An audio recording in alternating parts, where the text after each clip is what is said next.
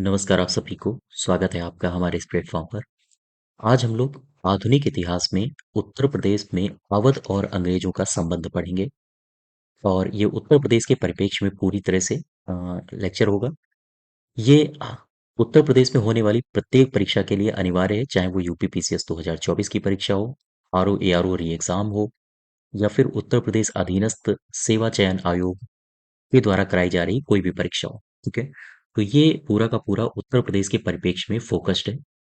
इसकी अगर आपको पीडीएफ चाहिए तो आप हमारे टेलीग्राम चैनल को ज्वाइन कर सकते हो। साथ ही साथ चैनल सब्सक्राइब करिए, वीडियो को शेयर करिए ज़्यादा से ज़्यादा, ताकि और भी लोगों तक ये जानकारी पहुंच सके। तो चलिए शुरू करते हैं हम लोग। अवध का संपूर्ण परिचय। ठीक है, अवध का जो संस्थापक है उसे कहा जाता है सआदत खां को।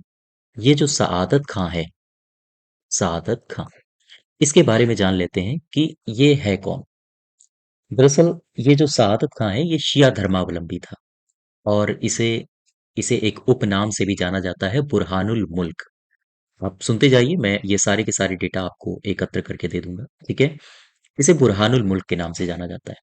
दरअसल अवध राज्य की स्थापना ये जो सआदत खां है या मुसलमान सआदत खां यानी कि बुरहान उल मुल्क ने की थी। कब की, इसकी कोई स्पष्ट तिथि हमें किताबों में देखने को मिलती नहीं है। क्यों नहीं मिलती है, तो आइए उसको देख लेते हैं, इसकी स्पष्ट तिथि क्यों नहीं मिलती है। दरअसल सादत खां को अवध प्रांत का, जो मुगलों का एक प्रांत था, उसका सूबेदार इसको बनाया गया। और यह बात है लगभग 1722 की। 1722 से मेरा आशय है कि उस समय जो दिल्ली था, दिल्ली की गद्दी पर एक मुगल बादशाह बैठा था जिसका नाम था रंगीला। और रंगीला के नाम से आप समझ गए होंगे, मोहम्मद शाह रंगीला ये गद्दी पर बैठा करता था। इसी मुगल बादशाह ने सआदत खां को अवध प्रांत का सूबेदार बना दिया। मोहम्मद शाह रंगीला एक ऐसा शासक था जो कि राजनैतिक कामों में कम रुचि लेता था, बल्कि सांस्कृतिक कामों में ज्यादा रुचि लेता था। जैसे ख्याल गायकी करना, गजल करना, शेर व शायरी पढ़ना, इसे बहुत प्रिय थे, बहुत पसंद करता था ये। और साथ ही साथ ये खुद भी रुचि लेता था और दरबार में ऐसे लोगों के साथ ये बैठना बंदा पसंद करता था जो इन्हीं कामों में ज्यादा रुचि लेते हो। शाम होती, शराब के दौर चलने लगते, नृत्यांगनाओं के नृत्य होने लगते, संगीतकारों के संगीत बज उठते थे। ऐसी हरकतों से बादशाह की पकड़ धीरे धीरे इस सत्ता में कमजोर होती जा रही थी। ये वो दौर नहीं था जो अंग्रेजों का, माफ कीजिएगा, जो औरंगजेब का दौर था। औरंगजेब के बाद जितने भी उत्तराधिकारी आए हैं, उन्होंने अपने साम्राज्य में अपनी पकड़ ढीली रखी, अर्थात धीरे धीरे इतना बड़ा साम्राज्य उनके हाथ से फिसलता चला गया। लिहाजा जब रंगीला की पकड़ कमजोर होने लगी, तो अगल बगल का जो राज्य थे, यानी अगल बगल के आस पास के जो प्रांत थे, उनके जो सूबेदार थे वो राजा की सुनते भी नहीं थे। ऐसी स्थिति में, हालांकि अगर दिल्ली का अभी भी राज्य देखा जाए, तो अभी भी दिल्ली का राज्य काफी बड़ा था और इतना बड़ा था कि राजकोष में पर्याप्त खजाना होता रहता था। ऐसे में इस बादशाह ने सआदत खां को अवध का नवाब बना दिया, यानी सआदत खां को बागडोर दे दी अवध की। और नवाब यहाँ बैठा था अवध में। ये नवाब दिल्ली में जो भी टैक्स भेजता था अवध से कलेक्ट करके, वो राजा स्वीकार कर लेता था, क्योंकि राजा को इतना लगाव ही नहीं था शासन प्रशासन से। वो तो अपना शेरो शायरी गजल में तल्लीन रहता था। अब एक घटना ये घटी कि जब ये सआदत खां मृत्यु के कगार पर पहुंचा, यानी मृत्यु से पहले इसने अपना उत्तराधिकारी घोषित कर दिया अपने भतीजे को। और उसका भतीजा उसका दामाद भी था, क्योंकि सआदत खान ने अपनी पुत्री का विवाह किया था। तो जब इसने सआदत खान ने अपने भतीजे को अपना नवाब घोषित, यानी अपना उत्तराधिकारी घोषित किया अवध का, तो ये दर्शाता है कि दिल्ली का शासक कितना कमजोर हो चुका था। आप सोच के देखो, दिल्ली में बैठा बादशाह और उसके अंडर में छोटे छोटे प्रांत, वो प्रांत जहां की नियुक्ति, जहां के सूबेदार की नियुक्ति, जहां के नवाब की नियुक्ति खुद दिल्ली का बादशाह करता था। आज स्थिति वो थी कि यहाँ का नवाब अपना उत्तराधिकारी स्वयं चुनता था। इसकी कोई, यानी कि जो दिल्ली में बैठा बादशाह था उसकी कोई तवज्जो ही नहीं थी, उसे कोई भाव नहीं दिया जाता था। लिहाजा ये जो बंदा था यानी कि जो अवध का नवाब था, उसने अपना उत्तराधिकारी स्वयं चुना। और ये घटना घटी 1739 में। और यहीं से वास्तव में अवध की स्थापना मानी जाती है। ठीक है। तो अब जरा एक एक करके हम इन सब को देख लेते हैं, यहाँ जो अवध में नवाब आए हैं। सबसे पहला जो नवाब था वो था सआदत खां। सआदत खां से ये जितने भी मैंने फैक्चुअल डेटा लिखे हैं, यही एग्जाम में बार बार पूछे जाते हैं। ठीक है। तो सआदत खां ये पहला नवाब था। अवध का अवध राज्य का इसे संस्थापक कहा जाता है। इसका उपनाम क्या था? उपनाम था बुरहानुल मुल्क। इसका कार्यकाल 1722 से 1739 तक रहा। यानी कि जो शहादत खां था, उसे अवध राज्य का संस्थापक कहा जाता है। साथ ही साथ इसे बुरहानुल मुल्क के नाम से भी जाना जाता है। और ये 1722 से लेकर 1739 तक अपनी गद्दी पर बैठा। मुख्यालय इसकी या इसकी हम कहें राजधानी फैजाबाद थी, जो कि इसका जो पूरा का पूरा प्रांत था वो कन्नौज से लेकर कर्मनाशा नदी तक विस्तारित था। और ये अवध का जो संस्थापक था, ये एक शिया धर्मावलंबी था। तो ये चार पांच चीजें आपको याद रखनी है यहाँ से। ठीक है। सबसे पहले अवध का संस्थापक कौन था? शहादत खां। बुरहानुल मुल्क किसे कहा जाता था? इसी को 1722 से 1739 ईस्वी तक रहा है। हालांकि ये कार्यकाल पूछा नहीं जाता है, लेकिन आपसे मैच करा सकता है। चार अवध के नवाब दे सकता है और उन्हें कह सकता है कि कालानुक्रम में शुरू से आखिरी तक लगाइए। तो ऐसी स्थिति में आपको इनके कार्यकाल भी पता होने चाहिए। ठीक है। और इसका मुख्यालय कहाँ था या इसकी राजधानी कहाँ थी? फैजाबाद। कन्नौज से कर्मनाशा नदी तक इसका राज्य विस्तारित था। आगे देख लेते हैं। इसने अपने अ, दामाद अर्थात भतीजे को अपना उत्तराधिकारी बनाया। जो ये सफदर जंग था, ये शहादत खां का भतीजा और दामाद। 1739 में इसने गद्दी सौंप दी थी शहादत खान ने सफदर जंग को। और सफदर जंग 1739 से लेकर 1754 तक अपनी गद्दी पर बैठा रहता है। ठीक है। इसे मुगल बादशाह ने वजीर का पद भी दिया। ये मोस्ट इंपॉर्टेंट क्वेश्चन है, ये पूछा जा चुका है। क्वेश्चन आपसे पूछा जा सकता है कि किस अवध के नवाब को वजीर का पद भी मिला था? तो याद रखिएगा सफदर जंग। और इसी वजह से इसे नवाब वजीर भी कहा जाने लगा, क्योंकि नवाब तो ये पहले था ही, साथ ही साथ इसे वजीर का पद भी मिल गया। तो इसे कहा जाने लगा नवाब वजीर। और अवध के जितने भी नवाब हुए हैं, वो सब अपने आप को नवाब वजीर के नाम से उन्होंने नवाजा है। क्यों नवाजा है? क्योंकि एक बंदे को वजीर का पद मिला था। तो हाँ, उसी के द्वारा उसी की जो उपलब्धि थी वो सब ने धारण की। और सारे के सारे नवाब वजीर के नाम से जाने गए, अवध के केवल। यहाँ तक कि भारत का ऐसा कोई भी प्रांत नहीं है जहाँ के नवाबों को नवाब वजीर कहा गया हो। ये केवल अवध के ही नवाब थे जिन्हें नवाब वजीर भी कहा जाता था। तो याद रखिएगा नवाब वजीर क्यों कहा जाता था? क्योंकि नवाब तो ये थे ही, साथ ही साथ इनको वजीर का पद भी मिला था। और इसे इलाहाबाद का क्षेत्र भी दे दिया गया था। किसे? सफदरजंग को। ठीक है। और इसके बाद जब मुगल बादशाह बदलता है, मोहम्मद शाह रंगीला के बाद एक मुगल बादशाह आता है अहमद शाह। तो अहमद शाह ने इससे वजीर का पद छीन लिया था, इससे वजीर का पद वापस ले लिया था। तो ये क्वेश्चन याद रखो। वजीर का पद किसे मिला था? सफदरजंग को। और वजीर का पद वापस किसने ले लिया था? अहमद शाह ने। ठीक है। तो याद रखिएगा ये। नेक्स्ट देखो, शुजाउद्दौला। इसके बाद जो गद्दी पर बैठता है वो शुजाउद्दौला बैठता है, यानी कि अगला जो अवध का नवाब होगा वो होगा शुजाउद्दौला। शुजाउद्दौला ये सफदरजंग का पुत्र था। 1754 शुजाउद्दौला अपनी गद्दी पर बैठा रहा। ठीक है। उसके बाद उसके पुत्र ने गद्दी संभाली और 1754 से लेकर 1775 तक शुजाउद्दौला गद्दी पर बैठा रहा। सुजाउद्दौला के संबंध में एक बात याद रखिएगा। पानीपत का जो तीसरा युद्ध हुआ था 1761 में, 1761 के युद्ध में पानीपत में इसने मराठों का साथ नहीं दिया था, बल्कि इसने अहमद शाह अब्दाली का साथ दिया था। ये प्रश्न कई बार एग्जाम में पूछा जा चुका है कि उस अवध के नवाब का नाम बताओ जिसने पानीपत के तीसरे युद्ध में अहमद शाह अब्दाली की तरफ से युद्ध लड़ा था। ठीक है। तो याद रखिएगा, ये अवध का नवाब है शुजाउद्दौला। क्लियर बात। नेक्स्ट देखो, यही सुजाउद्दौला वो व्यक्ति है जो बक्सर के युद्ध में भी हाँ अपना हाथ आजमाएगा। सुजाउद्दौला का कार्यकाल देखो जरा। 1754 से लेकर 1775 तक है। और बक्सर का युद्ध होता है बीच में 1764 में। बक्सर का युद्ध 22 अक्टूबर 1764 में हुआ। और इस युद्ध में, बक्सर के युद्ध में, त्रिगुट एक तरफ था और अंग्रेज एक तरफ थे। त्रिगुट तीन लोगों की सेना से मिलकर बना था। एक था मीर कासिम, सुजाउद्दौला और शाह आलम द्वितीय। जबकि अंग्रेजों की तरफ से अंग्रेजों का सेनापति जो था, अंग्रेजी सेना का जो बागडोर संभाल रहा था, वो था हेक्टर मुनरो। और मीर जाफर उस समय बंगाल का नवाब था। दोनों पक्षों की सेनाएं आमने सामने आई और युद्ध हुआ, लेकिन त्रिगुट हार गया था इसमें। और विजयी कौन हुआ था? विजयी हुए थे अंग्रेज।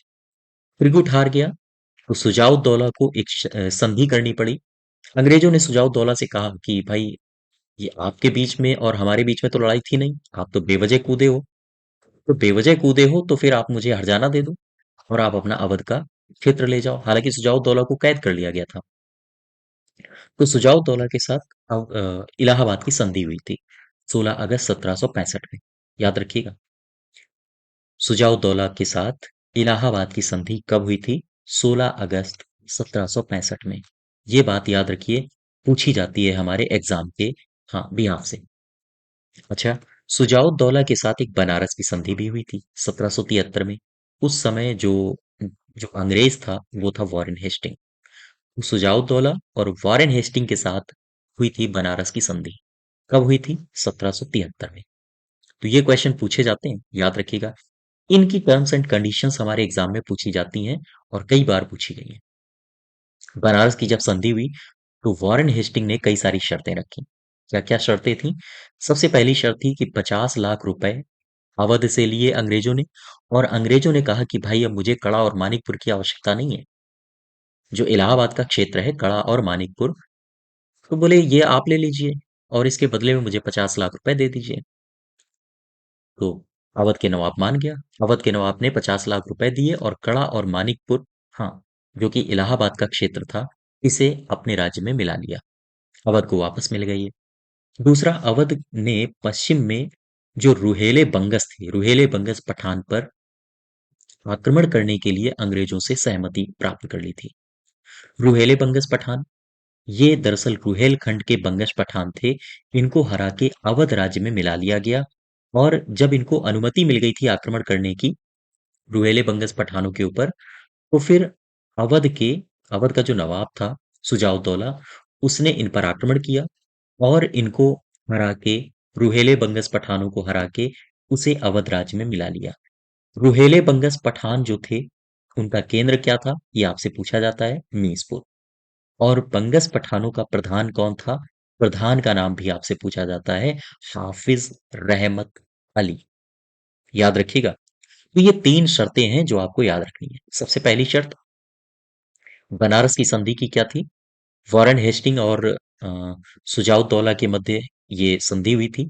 1773 में ये संधि हुई और इसमें कड़ा और मानिकपुर अवध को प्रदान कर दिए गए। साथ ही साथ अवध से 50 लाख रुपए भी ले लिए गए। ठीक है। अवध रुहेले बंगश पठानों से काफी चिंतित था।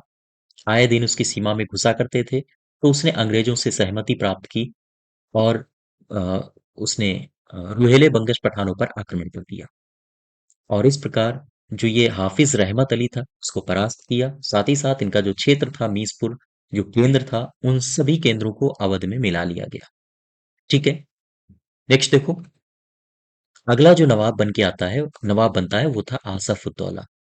आसफ उद्दौला से दो तीन बातें ही आप याद रखोगे। सबसे जो मोस्ट इंपॉर्टेंट बात है वो ये है कि अवध की राजधानी फैजाबाद पहले थी। फैजाबाद से लखनऊ कब स्थानांतरित हुई है? तो याद रखिएगा, ये आसफ उद दौला के ही शासनकाल में हुआ है। फैजाबाद समझौता भी हुआ, फैजाबाद, या हम कहें संधि भी हुई वॉरेन हेस्टिंग से, आसफ उद दौला की। फिर से समझो, फैजाबाद संधि किसके किसके मध्य हुई है? आसफ उद दौला और वॉरेन हेस्टिंग के मध्य, 1975, सॉरी, 1775 में। क्या कहा है इसमें? इसमें क्या क्या शर्तें थी? तो बनारस पर अंग्रेजी सर्वोच्चता को स्वीकार किया गया। याद रखिएगा, बनारस पर अंग्रेजी सर्वोच्चता को स्वीकार किया गया इस संधि के माध्यम से। और अंग्रेजों ने अवध की बेगमों की संपत्ति की सुरक्षा की गारंटी दी। अवध की बेगमों को संपत्तियां काफी मिलती थी, जैसे आप संपत्ति के तौर पर देख सकते हो कि अ, कोई जमीन का टुकड़ा इनको दे दिया गया। ठीक है। कई सारे हीरे जवाहरात या फिर सोना चांदी के आभूषण इनको दे दिए गए। तो इनकी जो संपत्ति की सुरक्षा थी वो इन्होंने, अवध की बेगमों ने, अंग्रेजों से ही ले ली थी। और ये कौन कौन सी थी? जैसे बहू बेगम, ये भी अवध की बेगम थी। बुर्रा बेगम। तो बहू बेगम और बुर्रा बेगम ये थी कौन, आइए इनके बारे में जान लेते हैं। तो ये जो बहू बेगम है ये आसफ उद्दौला की माँ थी और शुजा उद्दौला की पत्नी थी। ठीक है। बुर्रा बेगम की बात करें तो आसफ उद्दौला की ये दादी थी और सफदर जंग की ये पत्नी थी। ठीक है। अच्छा, बनारस की संधि के बावजूद, ये जो बनारस की संधि हुई थी जिसमें ये कहा गया था कि अंग्रेज अवध की बेगमों की संपत्ति की सुरक्षा करेंगे, ये संपत्ति की सुरक्षा की गारंटी तोड़ दी मिडिल्टन ने। ये क्वेश्चन पूछा जाता है कि बनारस की संधि के बावजूद, संधि का उल्लंघन करते हुए, किसने बेगमों से भारी धन वसूला था, उनकी संपत्ति पर डाका डाला था? ये बंदा था मिडिल्टन। याद रखिएगा इसको। वर्ष 1784 में बड़े इमाम बाड़े का निर्माण हुआ था लखनऊ में। ये भी याद रखिएगा। ये most most most important factual data है। ठीक है। 1784 में बड़े इमाम बाड़े का निर्माण हुआ, मुहर्रम के पर्व को मनाने के उपलक्ष्य में। कहां पर हुआ? लखनऊ में। ठीक है। इसके बाद दो नवाब आते हैं, वजीर अली और सआदत अली। वजीर अली से कुछ ज्यादा खास नहीं है, क्योंकि ये कुछ ही महीने अपनी गद्दी पर बैठा था, 1797 से लेकर 1798 तक। सआदत अली से दो क्वेश्चन बनते हैं। सबसे पहले तो आप इसका कार्यकाल चाहो तो याद रखो, नहीं तो फिर आप इनका सीक्वेंस याद रखिएगा नवाबों का। ठीक है। सआदत अली, क्वेश्चन पूछा जाता है कि इलाहाबाद अंग्रेजों को दे दिया गया था, ये किसके समय हुआ था? इलाहाबाद अंग्रेजों को मिल गया था पूरी तरह से, ये हुआ था सआदत अली के शासनकाल में। सआदत अली नवाब था अवध का, और उसने इलाहाबाद को उठा के मतलब इलाहाबाद को, हाँ, अंग्रेजों को दे दिया था। और अंग्रेजों ने इसे, जब इसने इलाहाबाद को अंग्रेजों को दे दिया तो अंग्रेज काफी खुश हुए और अंग्रेजों ने इसे राजा की उपाधि प्रदान की। साथ ही साथ सआदत अली, वेलेज अली से सहायक संधि करने वाला लखनऊ का नवाब कौन था? वो था सआदत अली। ठीक है।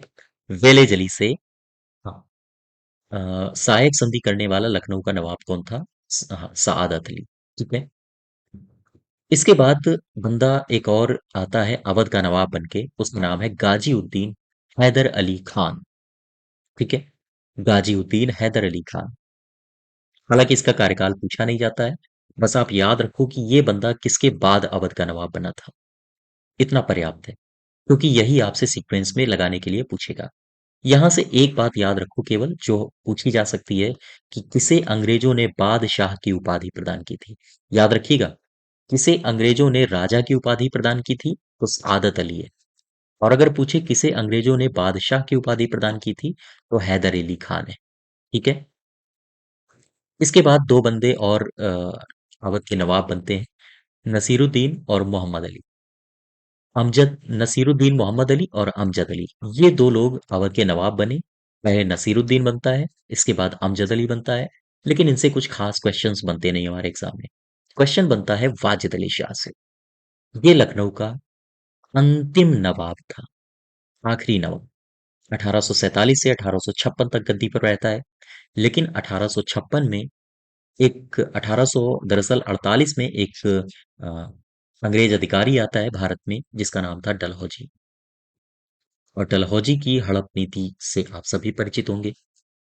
इसी के अवध में एक ब्रिटिश रेजिडेंट था, निवासी था, जिसका नाम था जेम्स आउटरम। जेम्स आउटरम ने अपनी एक रिपोर्ट पेश की जिसे कहा जाता है आउटरम रिपोर्ट।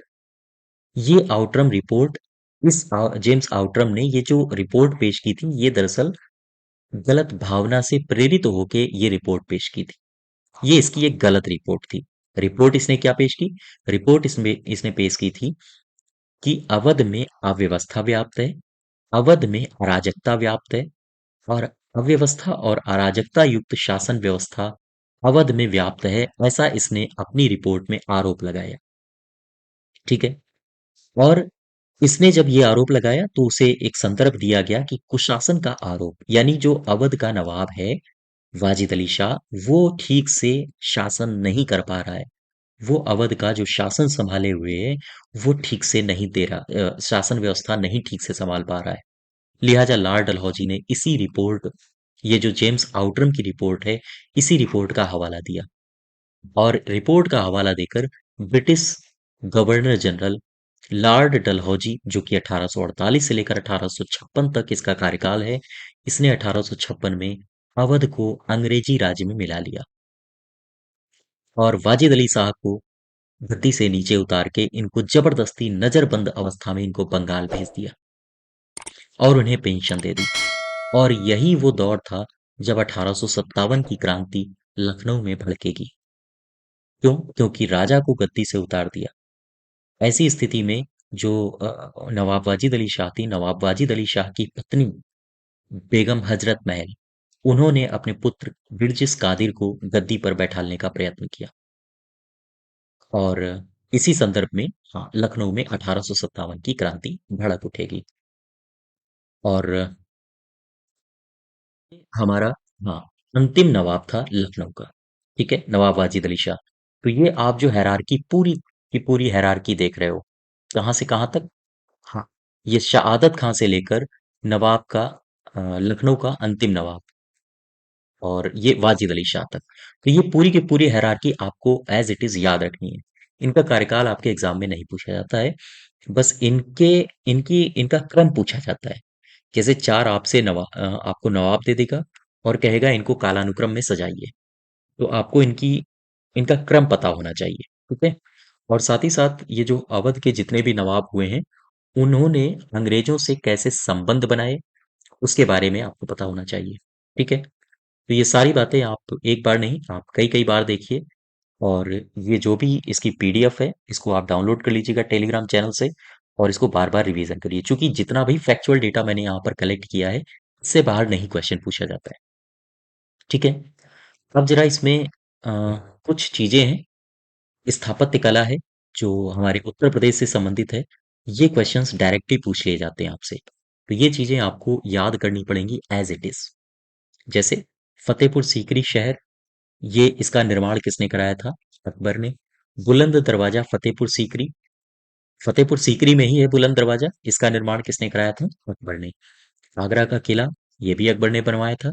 जहांगीर महल, इसे भी अकबर ने बनवाया था। पंचमहल, हवा महल, ये कहाँ है? फतेहपुर सीकरी में है। इसका भी निर्माण किसने कराया? अकबर ने। एतमादुद्दौला का मकबरा, ये कहाँ है? आगरा में। लोकेशन भी पूछता है और इसका निर्माण कर्ता भी पूछता है। किसने बनाया था? नूरजहां ने। हाँ, नूरजहां ने इसे बनवाया था।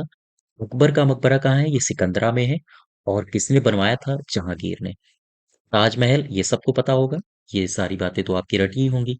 आगरा के किले में दीवाने आम, ये याद रखिएगा, दीवाने खास और मोती मस्जिद, ये किसने बनवाया था? शाहजहां ने। ठीक है, याद रखिएगा, इसको बार बार रिवीजन करिए। नेक्स्ट देखो, सल्तनत कालीन कुछ स्थापत्य हैं जो आपसे पूछे जा सकते हैं। तो इनको मैंने एक ही जगह कलेक्ट कर दिया है, आप इनको बार बार, हाँ, रिवाइज करिए। जैसे जामा मस्जिद बदायूं की किसने बनवाई थी? इल्तुतमिश ने। बटाला मस्जिद जौनपुर की किसने बनवाई थी? इब्राहिम शाह शर्की ने। झंझरी मस्जिद, ये कहाँ पर है? ये जौनपुर में, याद रखिएगा, उत्तर प्रदेश के जौनपुर में। और इसे बनवाया किसने? इब्राहिम शाह शर्की ने। जौनपुर की जामा मस्जिद को किसने बनवाया? हुसैन शाह शर्की ने। आगरा शहर की स्थापना किसने की? सिकंदर लोदी ने। और जौनपुर नगर की स्थापना किसने की? फिरोज शाह तुगलक ने। चलिए, चलते चलते मैं एक आपसे प्रश्न पूछता हूँ। ये जो जौनपुर शहर है, ये किसकी याद में बसाया गया था? फिरोज शाह तुगलक ने तो बसाया था, किसकी याद में? बताइए मुझे कमेंट बॉक्स में। ठीक है। तो ये हमारा अवध का एक संपूर्ण परिचय था। और आशा करता हूँ ये लेक्चर या ये वीडियो आपको आपके एग्जाम्स के लिए काफी महत्वपूर्ण होगा। इसकी अगर पीडीएफ चाहिए तो आप हमारे टेलीग्राम चैनल को ज्वाइन कर सकते हो। वहां से पीडीएफ को डाउनलोड कर लीजिएगा। साथ ही साथ चैनल को सब्सक्राइब करिए, वीडियो को शेयर करिए। धन्यवाद।